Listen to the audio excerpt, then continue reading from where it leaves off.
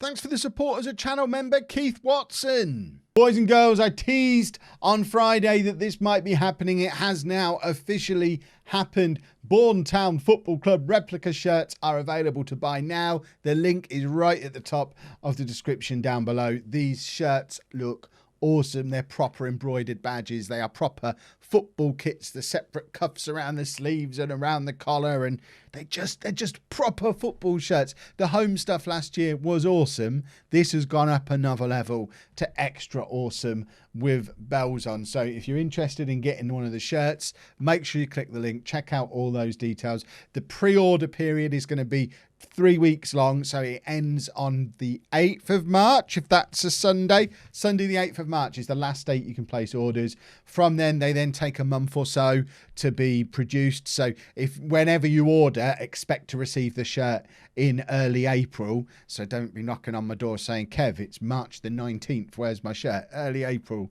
is when they'll arrive, regardless of when in the order period you order. So orders all go in, they're collected, they're batched off and made all together and sent out.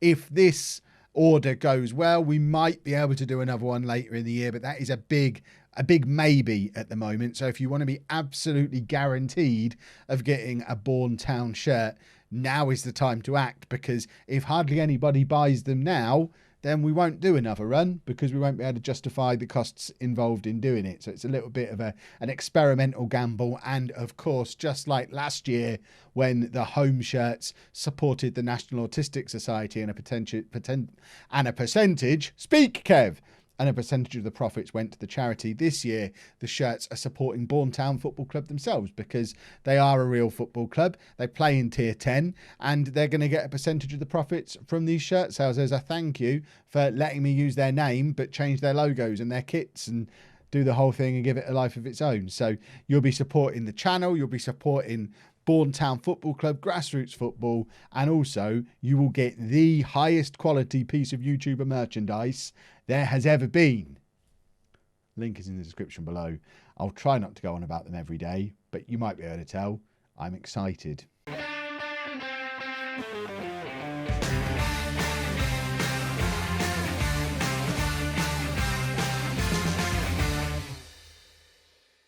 Hello and welcome to part 19 of Bourne Again. I'm Kevin. Coming up on today's episode, we have a league game away against St Neots and our first FA Cup game of the year at Chatham. I mentioned in the last video it would be nice to just storm the league this year, and I thought I was going to be able to say, and we're doing it, 100% record, and then we went back to our old selves against Stalybridge and couldn't find a way to score goals. But until that point, we have looked like a very, very, very good side, scoring lots of goals, not conceding very many goals. At the moment, 8 games played, 7 wins, 1 draw, a 13 on our goal difference. We don't have one standout player scoring loads of goals. What we have is a squad full of players who are all weighing in with their share. Gibson's right up there again, as is Plange and Randall, the usual suspects, but lots of other players weighing in with a goal here and there as well. So I promised in the last episode I'd tell you who my best team is. I still don't know. I'm still working it out. Plange didn't start in that last game and we didn't score, so Plange is back in today. Will Lancaster, who you'll remember I signed in the last episode, makes his debut today because I've not been able to find a way to squeeze him in when we were winning every game. But now we've not won a game, there's an excuse to give him a little bit of a try. I'm just gonna shuffle that bench around a little bit because we don't need 2 defenders on the bench. That's crazy talk. But this is the team that's going out there for the St Neots game as we try and keep our unbeaten start to the season going, whilst also getting back to winning ways, hopefully. So it's Griffin in goal. A back four of Adebisi, Morrison, Bartley and Randall. Buchanan at the base of the midfield, Mariah Welsh and debutant Lancaster ahead of him. And then Ford and Sarti supporting Plange up front today. So let's get into the game and hopefully we see the version of Bourne that's been so very good in some of those games where we've just looked incredible, rather than the really toothless Bourne that we got in the last game that I've just had to sit through, and it was painful. A team such as ours should be winning. We should be winning. We are. I think we've finally, and I don't want to tempt fate too early in the season, but it does feel a lot like we've finally figured this league out. And Will Lancaster has his first goal for the club, his first goal as a professional footballer in his first ever game of professional football, 2 minutes into his first senior competitive game at the age of 23, I think. I think he was the one who spent years just sat in the Barnsley under-23s, not getting anywhere. But that is not a bad way to announce yourself at a new club and as a footballer in general. So 1-0 to us with 2 minutes on the clock.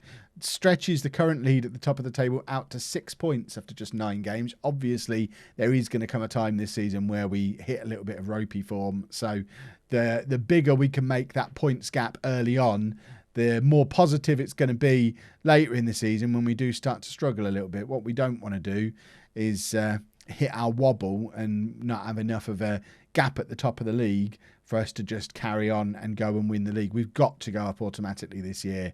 I cannot go through the playoffs for a third season in a row because we've just learned that, me included, this entire football club is a bit of a bottle job when it comes to playoffs. And if we avoid playoffs for the entirety of the rest of the series, I'll still think we did the playoffs too much in this series because those two seasons have scarred me. Last season in particular, I do feel emotionally scarred by what happened.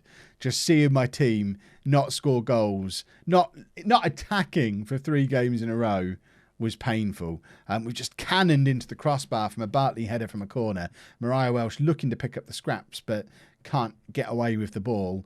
And it looked like the St Neots were going to have a little bit of a counter-attack on there for a minute, but nothing came of it, and we've kind of drifted back into not a lot happening. One thing I am noticing with this new style tactic that we're using, new style, old style, because we're back to the wing play system, is we don't create anywhere near as much. We don't. That's not right. We don't have as many shots as we used to have. To say that we're not creating as many chances can't be right because we're scoring more goals. And so the shots we are having are more meaningful shots. I think in the gegenpress, we had fallen into a little bit of a shoot on sight habit, even though it wasn't an instruction that we'd given. But like in this game, we've only had 6 shots. Only one of them's on target and we've scored and hopefully managed to grind out a win. The football is not as exciting. I'd love to be Altrincham or Rugby there with a 3-7. I mean, what a scoreline that is. They look like they're managed by me. Rugby, second in the league, scoring 7 goals away from home.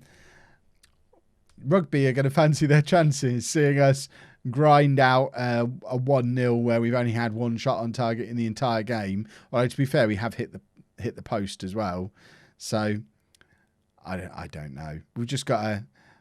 You know how the old saying goes, the mark of a team, old saying, but I'm going to butcher it completely, but winning the games where you're not playing well, that's the mark of a team that's looking good for winning the title. And we've not played particularly well today. You can look at those stats and say, yeah, we've not had a particularly good game. But it looks like that was poor from Williams. He should have had a shot there, all right foot. But yeah, we were poor today. We've not played well, but we've won the football match. So, mark of a team that's going to win the league? I really hope so. Let's go and play in the FA Cup. So, just the one change for the team against Chatham. White coming back in at right back, Randall dropping down to the bench. I think this is closer than I've been for most of the season to my favourite starting 11. Maybe Williams would be in instead of Sarti. Maybe Gibson's in instead of Ford. Maybe Brown is in instead of Lancaster. Maybe Randall instead of... I'm still not that close. I'll let you know when I'm there. It might take all year. Chatham, I don't even know what league they're in. Should we just submit the team and see if we get a clue? Let's see if we get a clue along the way. Maybe we could just click on their name at some point. Can we click on it from there? Nope. We'll find a point where it's clickable. I expect nothing but a win. Is it clickable from there? It is. So Chatham are in the Bet-Victor Isthmian North Division. So that's Tier 8. They're a mid-table Tier 8 team. So this should be a team that we're capable of comfortably beating. But, you know, we've slipped on these kind of banana skins before. I'm talking as if this is my new favourite team. If this team doesn't score 5 or 6 goals today, then changes are going to need to be made. Plange knocks down to Buchanan. Buchanan finds Sati. Quite an important match for Sati today because he's not been a regular starter. That was brilliant from Sati and Ford combined. And Mariah Welsh should have done a little bit better because he was just handed a chance on a plate. If ever there was a clear-cut chance, it was that one. And there's your confirmation of it up there. But Sati very much in a battle with Williams for that right wing spot, just as Ford is with Gibson. So we've got two very good options on both wings. We've still got Lund knocking around the club as well, who every time he played, he was scoring last year from the right wing as an inside forward. So we've got plenty of good options there. Plange missing another good opportunity. We've created two very good chances early on and missed them both. Hopefully not a theme of the day. We've got a free kick now through Mariah Welsh. Cross comes in. Bartley was there. Plange is there too. And it's Plange who grabs his 5th goal of the season to put us 1-0 up. And this has been another little theme of our excellent start to the season. We are becoming quite I know it's always been something we've been good at, but even more effective than we have been previously at these set pieces, particularly through Bartley and Plange, because they're both big lads. As you saw there, they both hover around that far post. Them two at the far post, when a big corner or cross comes in, they're very difficult to handle for defenders and goalkeepers at this level, because they're both too good for the level that we play at.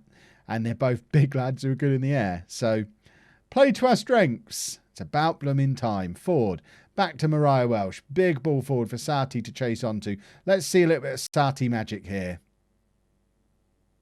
Maybe not, eh?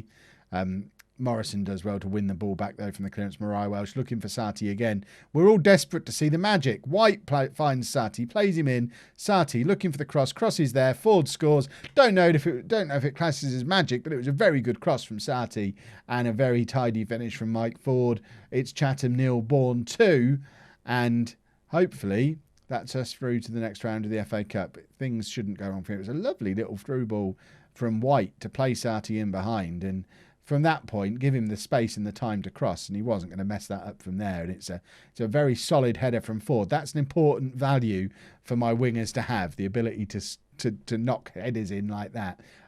What I don't want to see is us conceding a goal, though, like we just have.